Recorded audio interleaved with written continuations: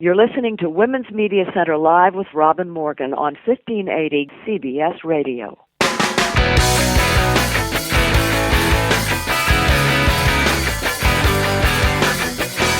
Welcome to Women's Media Center Live. I'm Robin Morgan.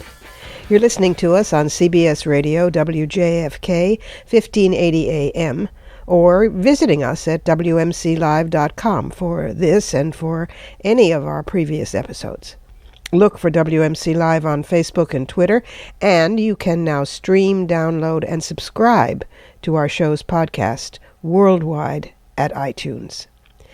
Well, we are back from our hiatus over the holidays with a brand new show today. And what guests! A woman who directed the film about the Egyptian Revolution, the film that everyone's talking about. A woman who instills logic in computers. Does that make them, well, humanoid?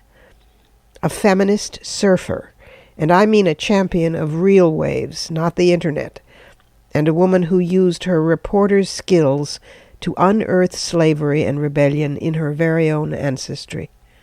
But first we need to look inside the headlines.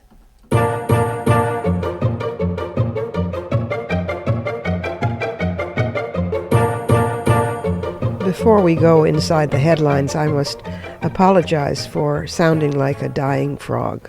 Well, maybe a sexy dying frog, but a dying frog nonetheless. I have the mother of all head colds, which means that my M's come out as B's, like Robin Morgan, and I generally sound not terribly pleasant. I am sorry. I'm drinking a lot of orange juice, and I'm afloat on hot tea. But the good news is that for the first time ever, 3 of New York's largest cities will all be led now by women mayors. Kathy Sheehan in Albany, Stephanie Miner in Syracuse, and Lovely Warren in Rochester. That is her name, Lovely Warren. I am not making a comment about her character or her appearance. They will be joined by Mayor-elect Joanne Yepsen in Saratoga Springs. Also, for the first time ever, a Latina is now the new Speaker of the New York City Council. Melissa Mark Viverito will be a very effective leader, particularly on issues that matter especially to women. And she's going to join Letitia James, the incoming public advocate, and together they will make quite a team for all New Yorkers. There were challenges for New York women in 2013. In Albany, the state capital, Andrea Stewart Cousins, the first female leader of a legislative conference in New York State's history, was nevertheless denied the opportunity to be Senate Majority Leader because the boys made a backroom deal. And Governor Cuomo's women's equality agenda ran into a roadblock that the Republican-controlled state Senate threw up. But the good news outweighs the bad. We shall not be stopped. I have little national patriotism, but enormous patriotism for New York City, and it extends even to the state. So something to celebrate.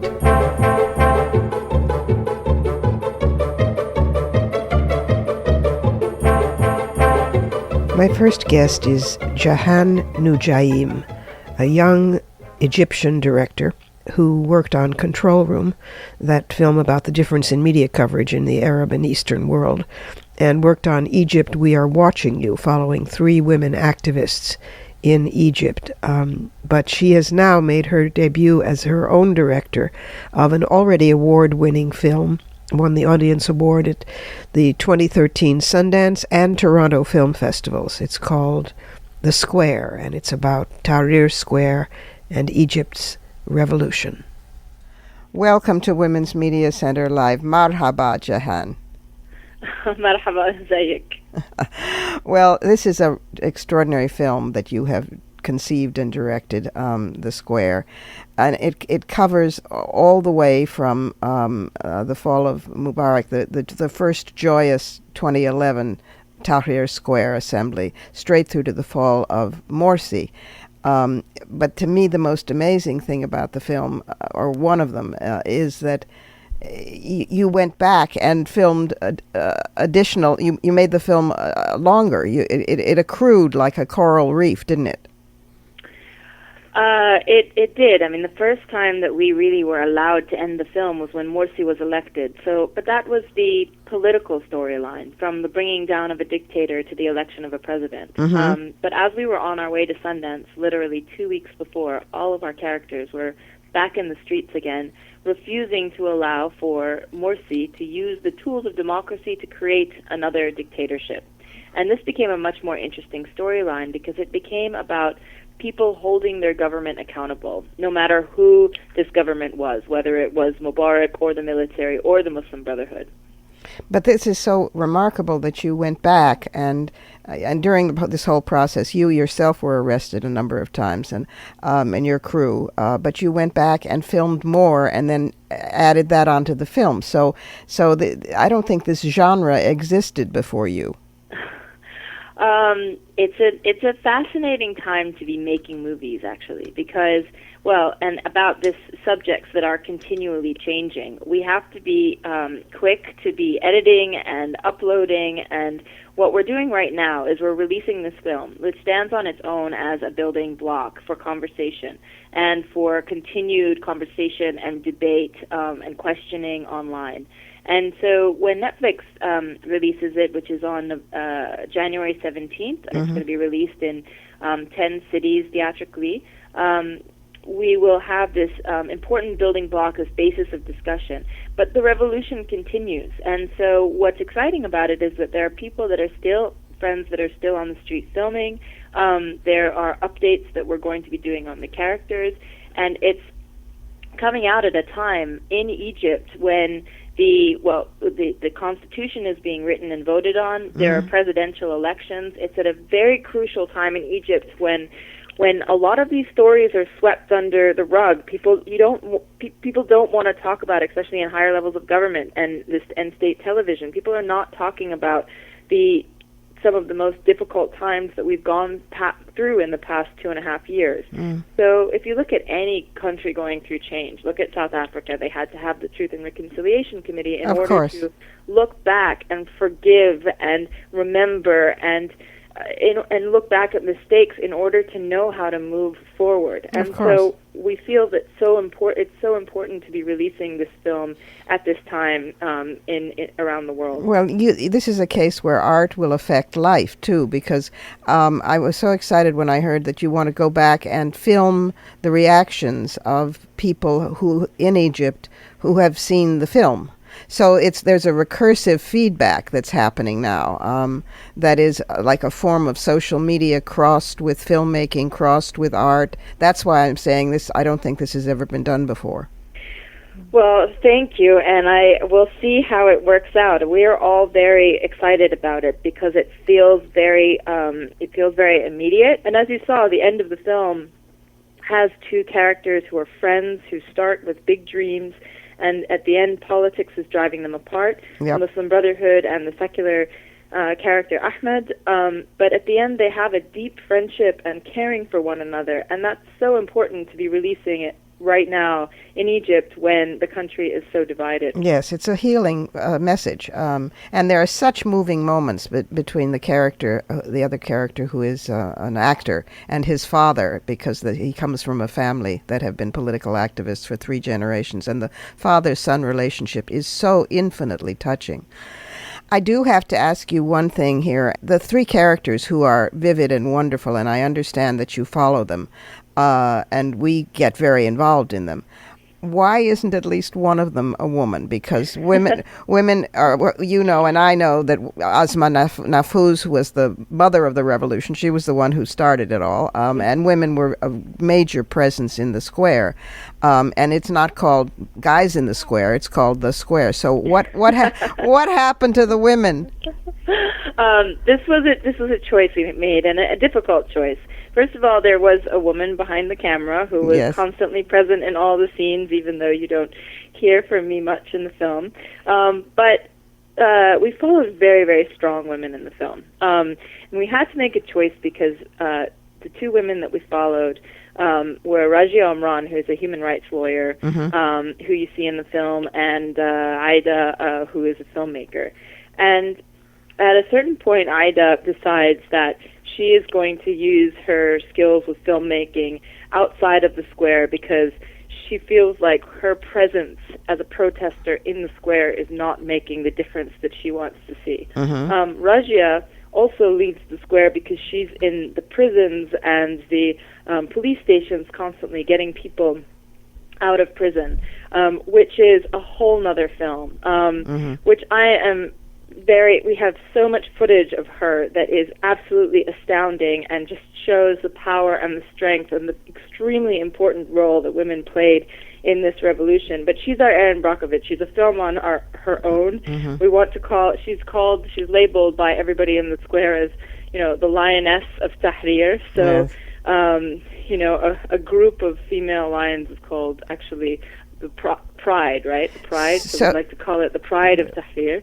So we're working on that because we think that that's a film actually on its own. So in other words, it was a matter of luck that you had women originally to follow, and they opted in different political directions, not political directions, but they opted in different tactical. They opted out of the square. Really. I mean, their lives were concentrated more. The women that we were following, there were many women that did stay in the square that we met later on, but we wanted to follow from beginning to end, from January until just the end of this year, and these were, it was very important for us to really capture this idea of the use of a square as a political tool, because that's the zeitgeist of the time. That's what's happening all around the world, in Brazil and in Greece, and so it was very important to follow characters that were in and out of that square and using that square. Well, you do capture that. I can recommend, you probably know this, I can recommend to listeners who want to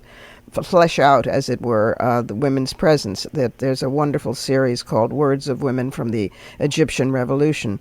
Oh, fantastic. And I made a film actually in 2007 about three very brave women who founded an organization called Shefinkum, and this is a film that was released on BBC and is available online. It's called Egypt, We Are Watching You. Great. And it's about three women that are fighting for political change in Egypt. Great. And the other one, The Words of Women from the Egyptian Revolution, has its own channel on YouTube, and they're adding to it all the time. Oh, fantastic. But in the meanwhile, the Square is opening on January 17th.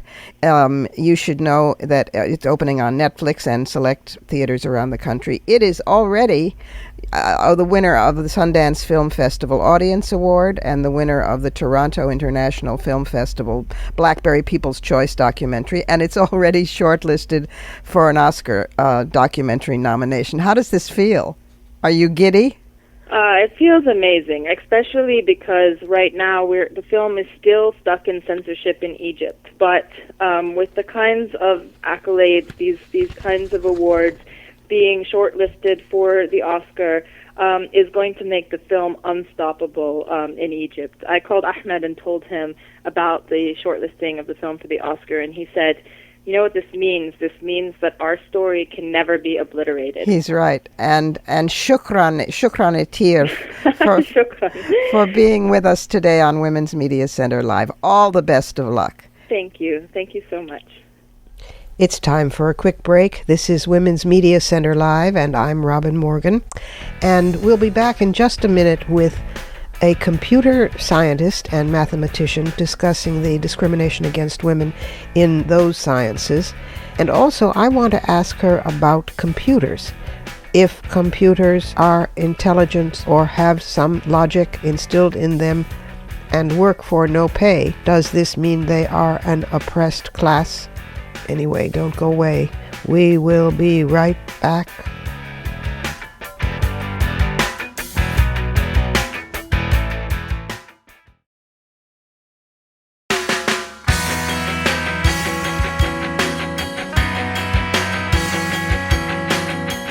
You're listening to Women's Media Center Live with Robin Morgan on 1580 CBS Radio.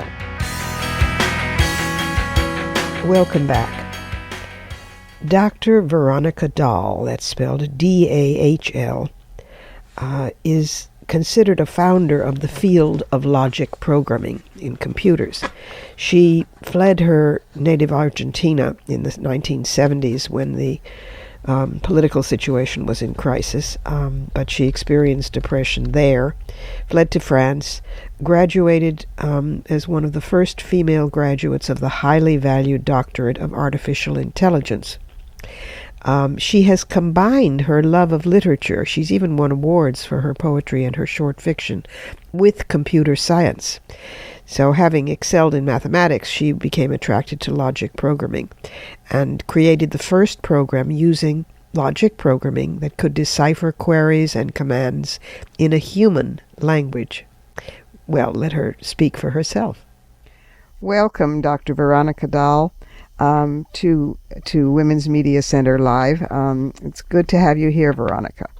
It is my honor. I'm very happy to have been invited. Very nice to be here. Well, it's quite exciting for me because you're a computer scientist. You are considered a founder of the field of logic programming, which sounds very intimidating. But the thing that really fascinated me about you is that you for your doctoral research, you combined your love of literature, because you not only write poetry and fiction, but you've won awards for your poetry and fiction. You combined your love of literature with computer science, which is not common.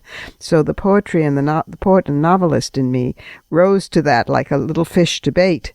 And I'd like to start there. In terms of your PhD research, how did you combine your love of literature with computer science, and what was the result?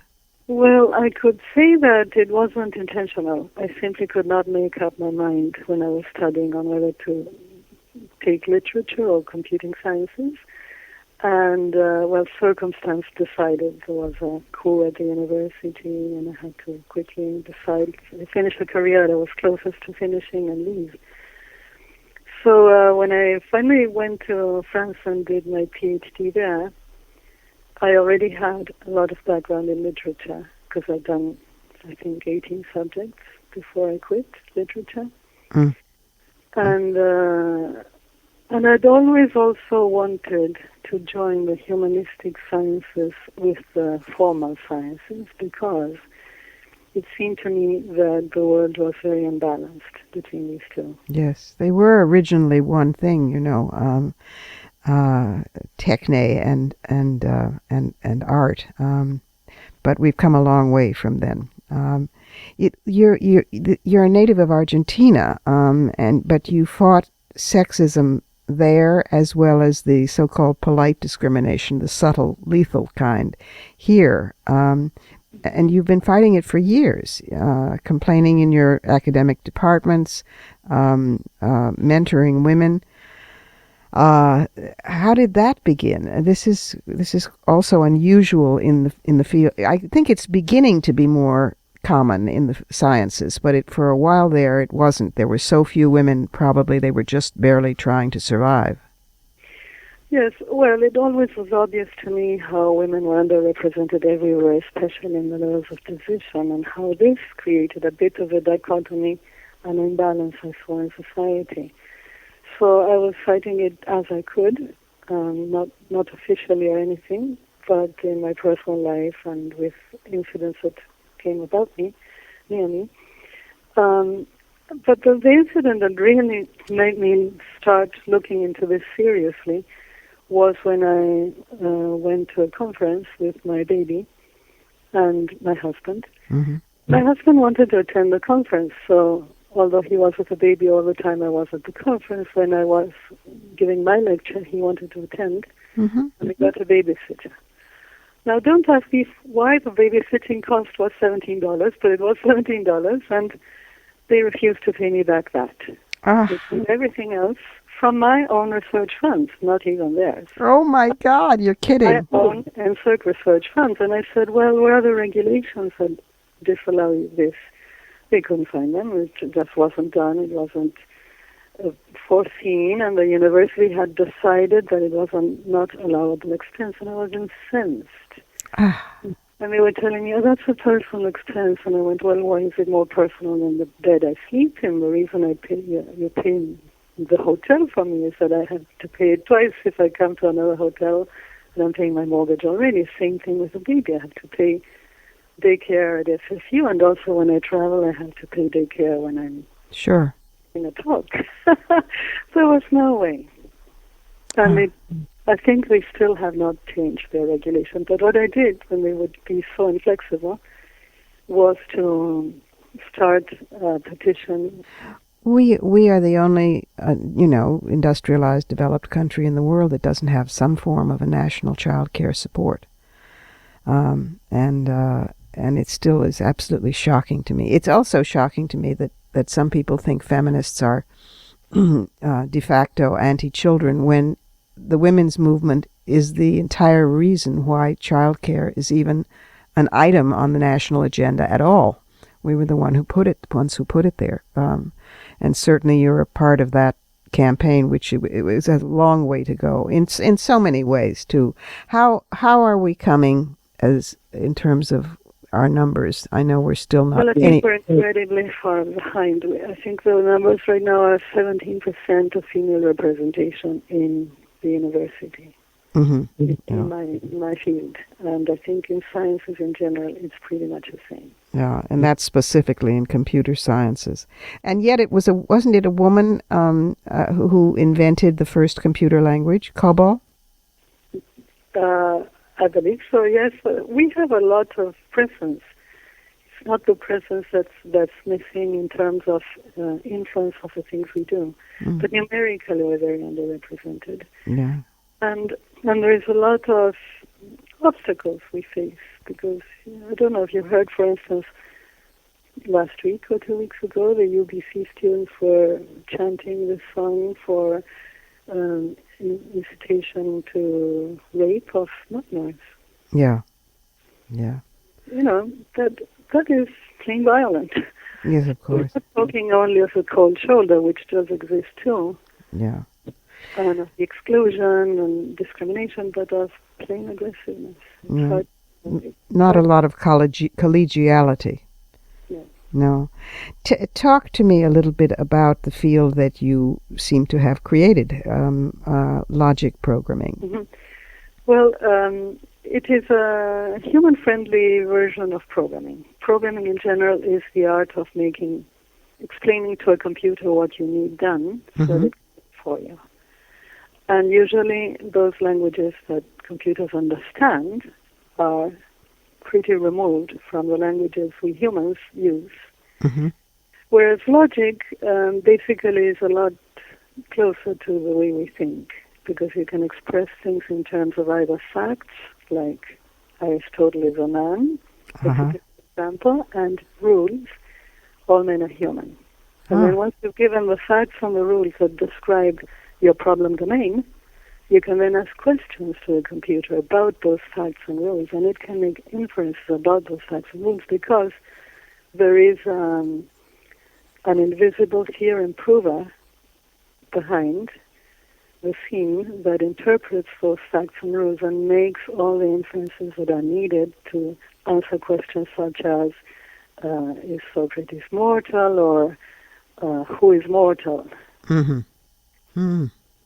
This is quite fascinating. I will confess to being a sucker for the concept that there may be some form that computers might, in their development in the future, be an intelligent life form.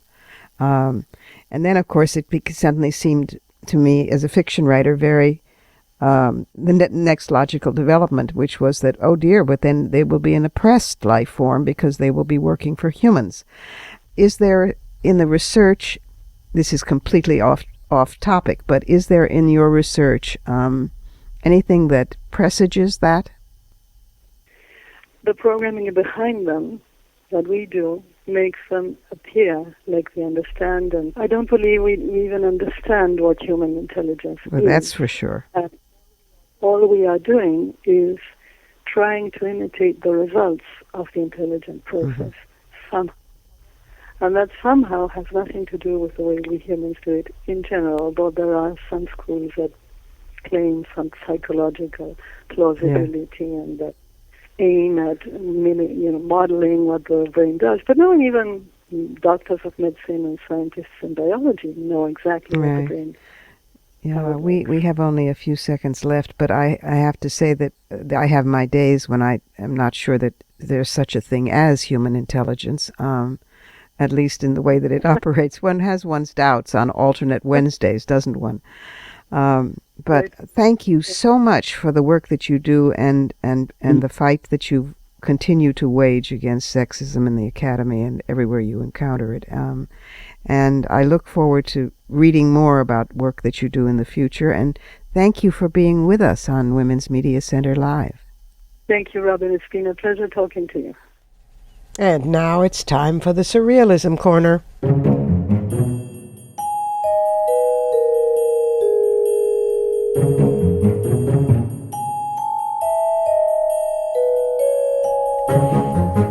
This week, as a break from putting all the politicians that we can think of in the Surrealism Corner where they usually go, how about 3 factoids? First, it's impossible to sneeze with your eyes open. I did not know this until the last few days when I've been sneezing quite a lot and my eyes have been almost continually shut. 2, an ant, not the sister of your mother or father, but the insect, always falls over on its right side when intoxicated. Well, may you ask, how did it get intoxicated? Who left booze out for the poor ant and then stuck around to watch which side it keeled over on? But that's a factoid.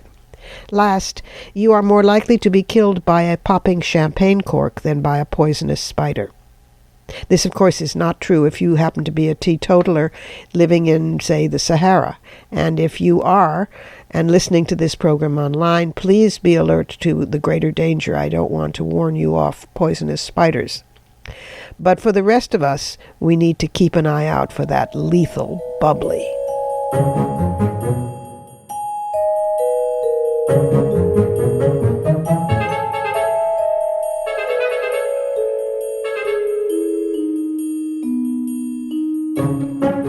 Time for another short break. This is Women's Media Center Live, and I am the sexy dying frog-voiced Robin Morgan. And in just a minute, we'll be talking with a champion athlete who's taking on sexism in the world of surfing. So in just a minute, surf's up.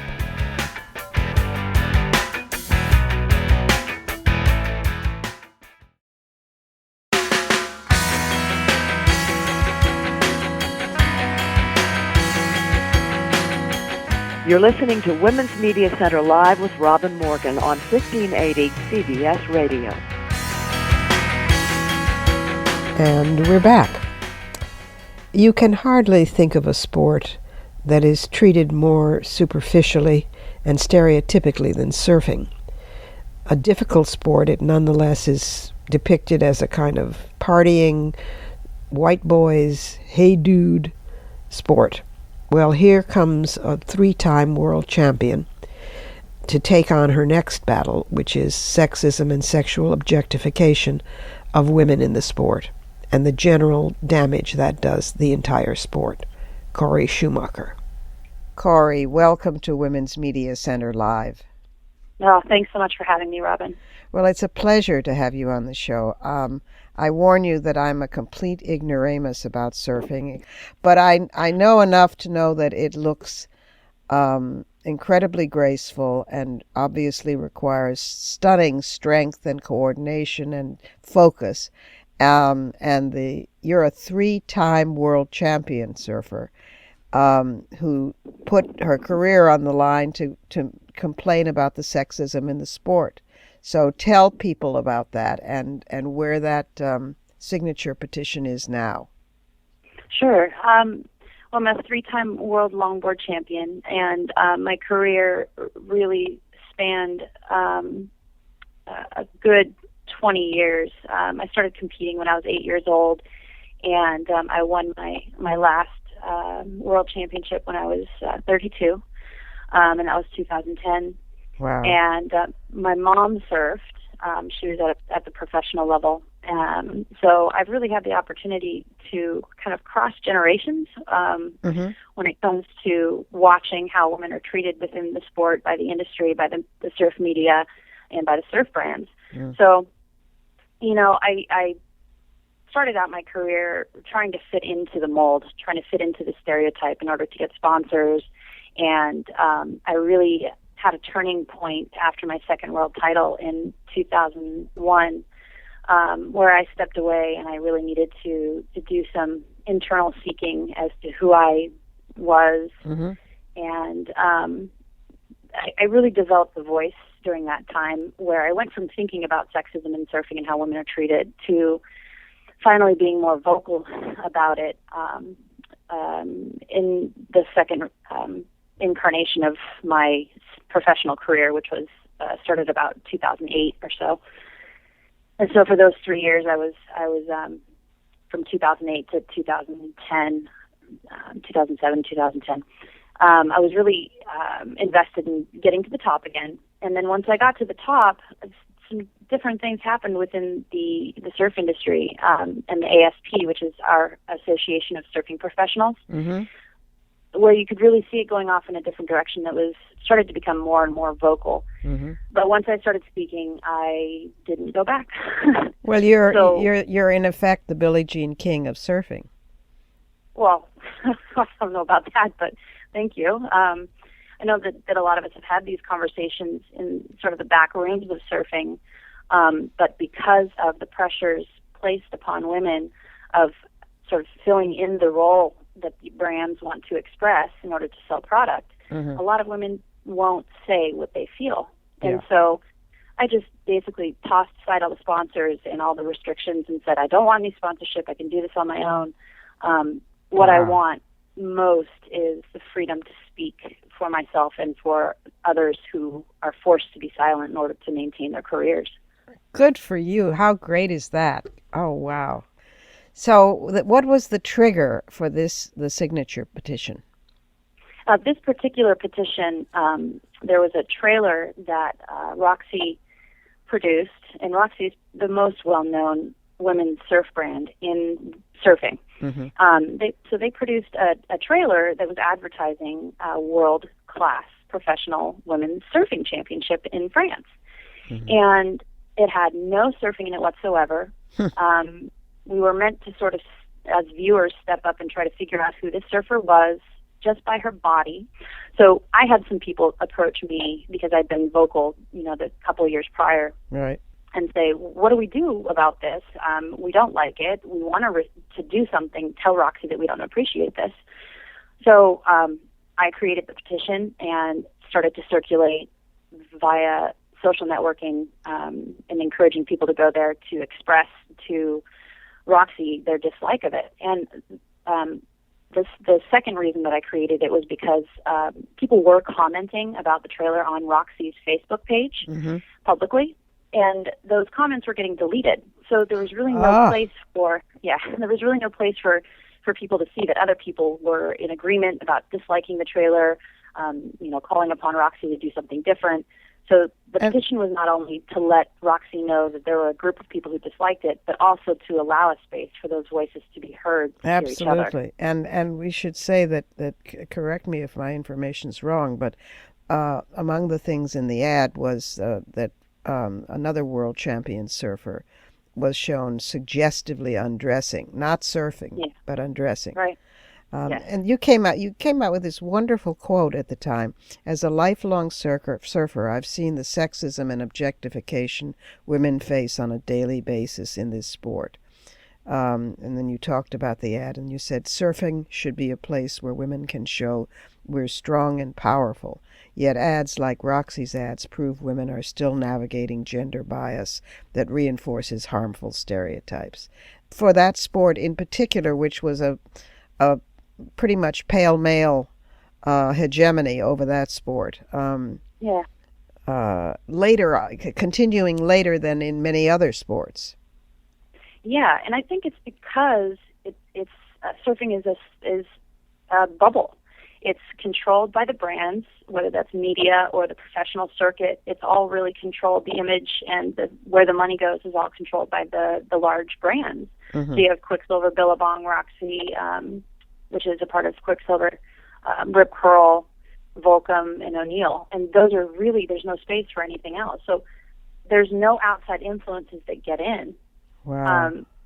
So it number one, this change is going to take a voice from within, and I recognize that. Somebody's going to have to step up to the plate to do this.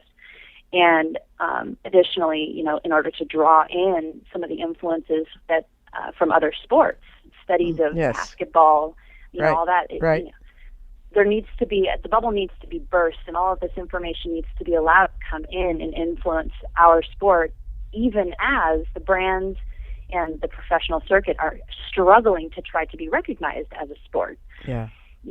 So it's all happening right now, and there's a lot of change going on, and I'm just hoping that this piece of the change for women and young girls really is driven home. What was the reaction from Roxy? Well, they did allow us to deliver the petition, which was pretty amazing. They allowed us in the front door. And Krista Comer and Krista Comer is a professor of literature and women's studies at Rice University in Texas. Mm-hmm. She also wrote the very first longitudinal study of surfer girls within within the sport. So I reached out to her and was like, I got to have you here. I really, really need you. Smart. And so, they let us in the front door. They sat down with us. They listened to some of the comments that I read off, but they didn't answer specific questions regarding the trailer. Mm-hmm. And they said that they would be happy to meet with us again, because we did leave them with a 45-page packet that had all kinds of information from sociological research and marketing and influences on that. So they set up a second meeting, or they said that they would set up a second meeting. And since then, I have heard absolutely nothing from them, except for the fact that one of the women that we met with no longer works with Quicksilver, no longer works there. Interesting. So should we hypothesize that I can tell you where my mind immediately goes? It's that she said we must meet with them and we must do something about it, and everybody else said no, and she said yes, and soon she was on her way out. Yeah, I have no idea. I really wish that I could find out. I have a highly developed PQ, which is a paranoid quotient. As a feminist, I have developed this over the years. Well, listen, Cori, I'd like to stay on that story because I think you're going to build something here that deserves support, and maybe we can send Billie Jean your way just for a statement of support or something. I would love that. I would really love for surfing to receive that as a whole. That would just be a dream for me. Well, you certainly deserve it. I mean, because you've started out of absolutely nowhere. I'm sure there's a term for this in surfing, like, I don't know, where the surf is not up and the waves are still and there's no wind and you somehow managed to surf. That's what you did. That's what you did. We can only tell in the future, right? I mean, at this point, with no feedback, it's all kind of everybody's watching and waiting, hoping. And it's been. When did you deliver the signatures? There were over 20,000. There were over 20,000, and I asked for Change.org to keep the petition open. So there's, I think it was 6 days ago, if I'm not mistaken, the last person signed. So it's still going. We've got over 22,000 now, and okay. We delivered it on September 12th, and the silence is deafening from Roxy right now, and I really, really wish they would at least commit to being a leader for us, but you just don't know. Well, we'll keep our fingers crossed, and you are clearly a world champion in more than surfing. So thank you. You're a real sister. Is there a website or something particular for an ongoing group that is being born out of it? Not quite yet. I have my own blog where I post information regarding the Roxy campaign, but also regarding other stuff. And tell us that. That's CoriSchumacher.com. Okay. And it's SCHUMACHER, Schumacher. That's correct. We still have the petition up. So that's on change.org. And if you Google or Bing just the Roxy petition, that'll pop up. But, what's really important is I think I've been sending people over to the actual Roxy blog, because they have a blog, and just in comments that go directly to Roxy. Good that's idea. Important too. Good, excellent idea. And it's just what is it, roxyblog.com or roxy.com? Yeah, roxy.com. They do read the comments. They do read the comments on their Facebook. So just going directly to them and letting them know that we're not going away. That's a great idea. Thanks again. Thanks so much, Cori. Oh, thank you, Robin. We need to take one more break here at Women's Media Center Live, where I am still Robin Morgan, even if I do sound more like a cross between Oscar the Grouch and, say, Scarpia, the villain in Tosca. That's dramatic. Anyway, in just a moment, the veteran reporter who uncovered a story that literally changed her own life. Coming right up.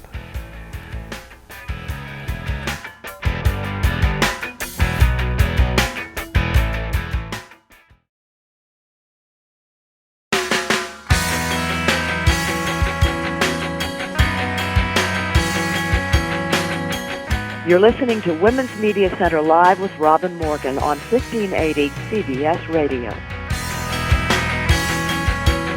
Welcome back again. Cheryl Wills is a nationally recognized and award-winning journalist for New York One News, and she's also a blogger for the Huffington Post and contributes to Essence.com. She made history in 2011 as the first journalist to speak from the stage of the General Assembly Hall of the UN for the UN's International Remembrance of the Victims of Slavery and the Transatlantic Slave Trade. But today we're going to be talking about this remarkable book that she's written based on a remarkable story she found. Welcome, Cheryl, to Women's Media Center Live. Thank you so much, Robin. It's great to be here. I'm a big fan, as you know. Well, right back at you. I watch you all the time. I want to talk about this extraordinary book that you researched and wrote. But before we get into that, I can't resist asking you, because you're a 20-year veteran television journalist, what more do we have to do? We're trying to get into the pipeline. We're trying to train women. We're dancing as fast as we can. But still, the number of women, all women, and also of men of color in positions of real power in determining what is news behind the camera in the executive suites is deplorably low. Yes, it is. And one of the reasons why I'm so proud to work at New York One, Robin, is my vice president is an Asian woman, and she's the only woman of her kind in the mass media, really? Especially in broadcast news. Yes, her name is Bernadine Hahn. She's terrific. She's worked her way up from the ground floor, and they have promoted her handsomely, and she is doing a fabulous job. She's an inspiration to so many women in management, up and coming. And then my second-in-command boss, Shannon Trottel, is a woman, the assistant news director of New York One. Wow. So I am in a very good position where I have seen women promoted, and I just wish the other broadcast entities would follow suit, because it's time. Oh. It really is time, and it's unacceptable that the major networks don't have the same track record as New York One. Yeah, it's appalling. It's appalling. It really is. And the public, gets how shall I say, attention diverted by shiny keys dangled in front of a baby. The public sees you. It sees you. It sees Melissa Harris Perry. It sees the women in front of the camera, and in fact, we've made some strides there. But they think that by and large that's who then determines what news is, and unless you're also the associate producer or director, unless you're a big name anchor, you don't get. That's not true. That's exactly right, and it's time. It really is time for this. You have people like Lucy Jarvis, our mutual friend, who poked holes in that glass ceiling, but in many respects, they've plugged those holes right back up and turned it back into a white male-dominated industry for the most part, and especially with the ABC, NBC, CBS, and that can't go on. So what I think needs to happen is we have to have more management training within the newsrooms for women and people of color, so they can get a handle on this and start to get promoted, because that's not going on. It's still the Good Old Boys Network from what I can see. But I'm very glad that I am not personally in that environment. New York One has been very open-minded, and they promote from within, and they have been very inclusive. And that's why I've been there 21 years. I was just about to say. So now let us take a lateral leap into you as an author. Not necessarily leaving the journalist behind, because it was your journalism skills that brought you to unearth this amazing tale of discovering. The book for our listeners is called Die Free, A Heroic Family Tale, and that it is. It is the story of Cheryl's. Let me get my greats right. 3 greats? That's right, Robin. Great. You got it. Grandfather who escaped from enslavement in the American South, and who joined the Union Army and fought in the American Civil War, was a hero. And then her great-great-great-grandmother, Emma Wills, was discriminated against as she fought to get his pension. So, that's right. I mean, what ancestors. Wow. And you know what is amazing, Robin, that I lived 3/4 of my life or more not knowing about this. The story was lost, and that's why I think it resonates with so many people from all walks of life. Most of us have no idea of our heroic ancestry. I logged on to a genealogical website and put in the name of my dad and his hometown, which was Haywood County, Tennessee, and that's how I discovered this story, and it was confirmed by the National Archives. They had all of these records in their vaults in the basement, and when they sent me the records of Sandy Wills, and I learned that he was the property of Edmund Wills. My joy, Robin, there are no words to describe to you what that meant to me. I had been walking around knowingly carrying a slave trader's name, but I could never pinpoint exactly who it was. Right. And that's the case for most African Americans. Robin, you have a stellar career in civil rights. You've been on the front lines with us for many years, and I know that you can relate to what I'm saying. To carry a name for a long time that you know was obtained in shame, and then to get the identity and the details of how it came about was staggering, life-changing. Yeah, of course. Life-changing. Absolutely. And empowering, because what I do with this information, it wasn't just for voyeuristic purposes. I go into the schools now, and I teach the children about this heroic legacy. It's not just my story. There are millions of us with this same kind of story. That's right. And it's a story that should have never been lost. It's a story that should have been told through the generations. Somehow we lost that griot tradition in our families, mostly because of the terror that was rained upon African Americans. You know, it's not the good old days when you sit up and talk about how your grandfather was sold on an auction block. That's not a story that some people want to carry down and share with Junior. You know what I mean? Yeah, of course I do. I mean, I don't think it was a failing of the griot tradition in the community. I think it was terrorism. You know, this was not a coincidence. This was buried history. You know, first you commit the atrocities, and then you change history so that they never really happened. You know, slavery deniers are like Holocaust deniers or any other kind of denial. Oh, it wasn't that bad. Oh, they're exaggerating. It's amazing. It takes your breath away. But then on top of all that, to discover that he escaped and that he fought and that he was a hero, you just must have been spent months and months and months in a blown away state. You're exactly right. And I wrote with a fire and intensity to avenge the absence of this from my childhood. I would have been a different person of course. had I grown up knowing this kind of story. I was a fair student. I was an average student. But if I had known how my grandfather, 3 generations removed, was forbidden to read and write, and to have his name, and Yes. to know that he was sold when he was 10 years old, and how his hands would have been cut off had he been caught with a pencil and a tablet, I probably would have been a straight A student because that would have given me the fire to say, oh my God, I learned later, of course, this is what happened to millions of African Americans, but it's quite different when someone says it was your granddaddy. Oh, yeah. And when I learned all of this, and I learned how he rounded up his 5 brothers, and they went to fight for the 4th Heavy Field Artillery, and they fought with valor and with dignity, although they were reduced to mostly garrison duty. People saw glory and they were like, okay, great. But this is more than glory. This is more than a motion picture. This is a personal family triumph. Yes, it is. And these ordinary stories are truly extraordinary, Robin, when you realize that it's your DNA. It's not Denzel Washington. I know. That is really, really weird and wonderful. You know what happened to my father? My father died at 38, and he didn't know any of this. He never knew. He never knew. And I wrote it almost like, what could my father have been?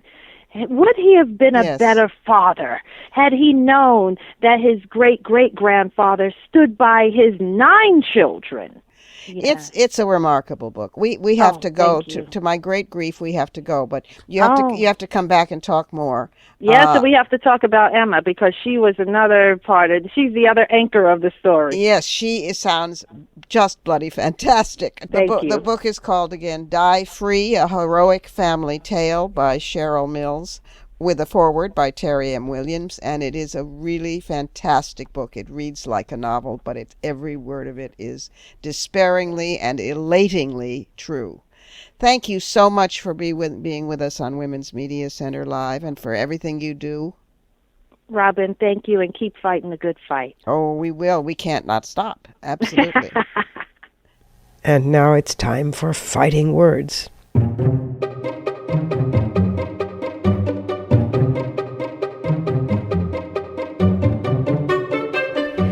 Well, I don't know if these words are very fighting, but I mean them sincerely.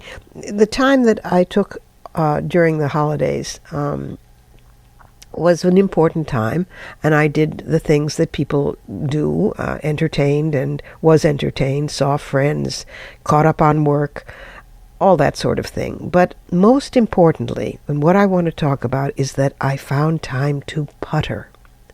Puttering, I am reminded, is a very, very important and ideal and creative, necessary human activity. Because when you putter, I did a drawer, a sock drawer, I did a closet. It gives you the illusion of order, first of all, and the illusion of cleanliness. But also, while your hands are busy, your mind is free. I wrote a poem. I thought of the guests that I wanted to have on the show. I made plans for the garden in the spring. All sorts of things came with puttering. I also made soup. I baked bread in the snow. This was all a form of putter.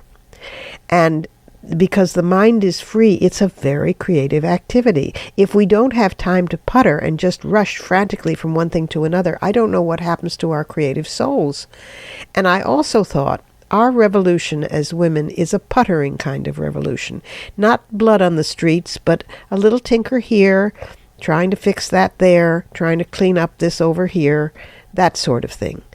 I think we ought to have bumper stickers and flags made up saying, "Defend the human right of puttering," or "Putter to be free."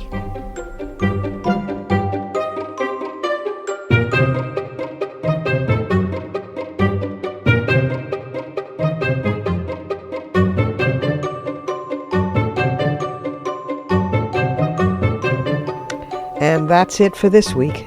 You've been listening to us on CBS Radio WJFK 1580 AM, or visiting us at WMClive.com for this and for any of our previous episodes. And be sure to find WMC Live on Facebook, Twitter, and at iTunes worldwide, where you can stream, download, and subscribe to our show's podcast. Portions of this program were taped earlier. Views expressed here do not necessarily represent the WMC. Here's the family for Women's Media Center Live. WMC President and for this program, Executive Producer Julie Burton, Senior Producer Crystal Williams-Chancellor, and our founding sponsor, Regina K. Scully. I'm Robin Morgan. Thanks for being with us and tolerating my stuffed-up nose. Join us next week when we'll visit with, among others, a Palestinian novelist and 2 dynamite organizers in the Midwest whose group, called Gender Justice, ain't messing around. Meanwhile, look for us on Facebook and Twitter for news of exclusive breaking news segments, surprise upcoming guests, and future shows. Only here on Women's Media Center Live.